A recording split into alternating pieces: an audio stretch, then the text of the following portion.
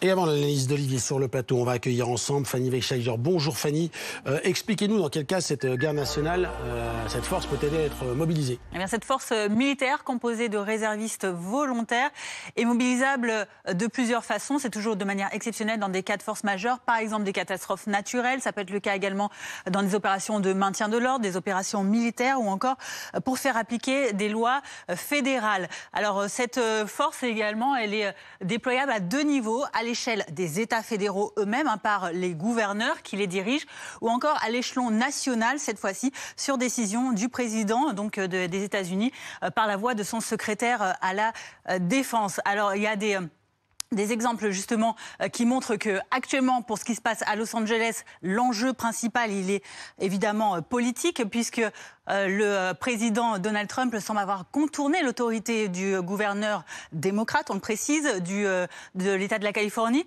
Le président qui avait publié récemment sur son réseau social, le gouverneur de Californie, Gavin Newsom, en faisant un jeu de mots sur son nom. Son vrai nom, c'est Newsom, comme ça veut dire ordure en anglais.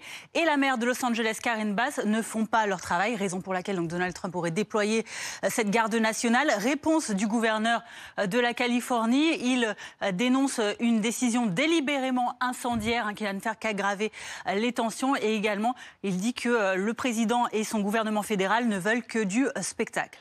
Fanny, pour quel type d'intervention la garde nationale a-t-elle été récemment mobilisée ? Alors il y a évidemment, donc on le disait, ces mobilisations pour ramener l'ordre. C'était le cas en janvier 2021, dernièrement après l'assaut pro-Trump du Capitole à Washington, ou encore en juin 2020 lors des émeutes après le décès de George Floyd, cet Afro-Américain tué par un policier à Los Angeles déjà, donc c'était en Californie également, et en 1992, toujours en Californie, après les émeutes qui avaient eu lieu après le verdict lié à l'affaire Rodney King, cet automobiliste afro-américain qui avait été tué par des policiers. C'est également le cas, on y pense, pour des catastrophes naturelles, avec en 2005 en Louisiane l'ouragan Katrina. Là, la garde nationale était intervenue, ou encore en opération militaire à l'étranger, en Irak ou en Afghanistan. Merci beaucoup Fanny Weckscheider. Bonjour Olivier Ravanello. Bonjour. Consultant politique international BFM TV. Est-ce que c'était nécessaire? C'est en tout cas symbolique? Le déploiement de la garde nationale, oui, c'est un geste qui est toujours un geste qui a une dimension politique aux États-Unis, de fédéraliser la garde nationale. Ces gardes nationales, elles sont réparties dans les différents États. Elles peuvent être utilisées, comme nous l'a expliqué très bien Fanny, par les différents gouverneurs. Lorsque le président des États-Unis s'en empare, ça prend